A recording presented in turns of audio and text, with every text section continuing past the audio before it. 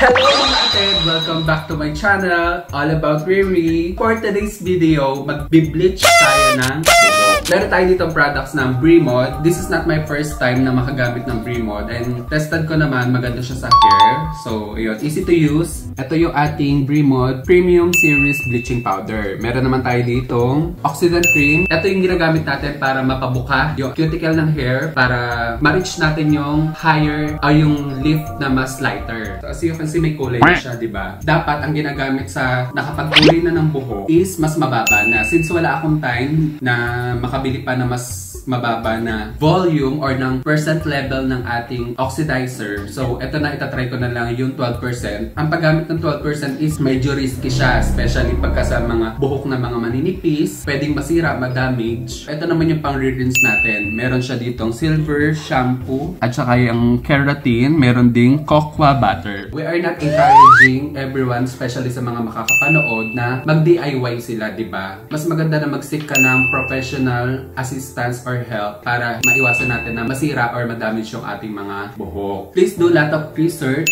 Manood kayo ng mga vlogs, ng mga tutorials para at least mas marami kayong idea before kayo mag-engage sa pag-DIY, bleaching or pagko-coloran. Ang paglalagyan natin dapat is non-metallic. Improvise na lang tayo or provide na lang tayo. Ito na lang din ang pangahalo ko, yung comb. Tapos meron ako ditong disposable na cup na parang hindi naman disposable, matagal na naman.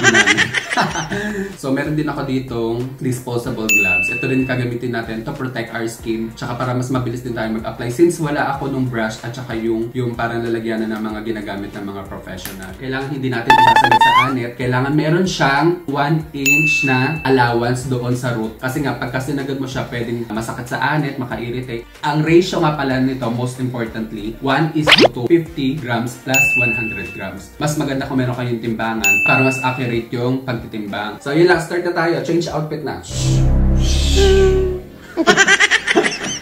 Conjuring.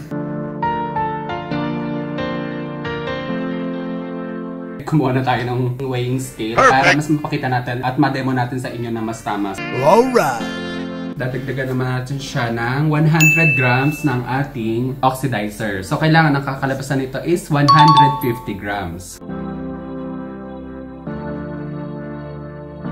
So, ito na. I-mix lang natin thoroughly bago natin i-apply. So, set aside lang natin itong timbangan at baka makapagtimbang pa tayo ng mga gulay at mga karne.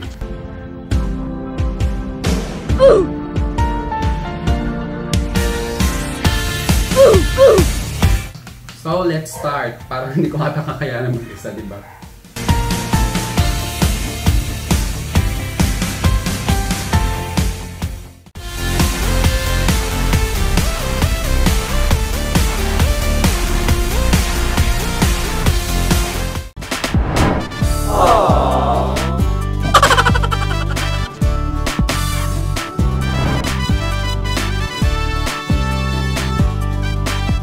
Ayan mga ated. As you can see, no, tiis ganda tayo. Ito is going to 30 minutes na, ganun siya kabilis. So, hindi ko ito paabutin ng 1 hour kasi baka maluto na yung anit ko. A few minutes later. Welcome back mga ated. As you can see, ito na po yung result ng ating pag-bleach ng hair. Pwede pa naman natin ito ma-reach yung mas higher lift pagka nag-attempt ulit tayo ng another session of bleaching. As for now, enjoy na lang muna natin yung newly bleached hair natin.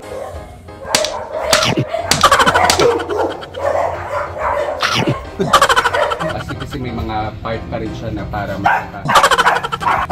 As you can see mga ated, may mga patch pa siya na yellow gold or copper gold kung tawagin.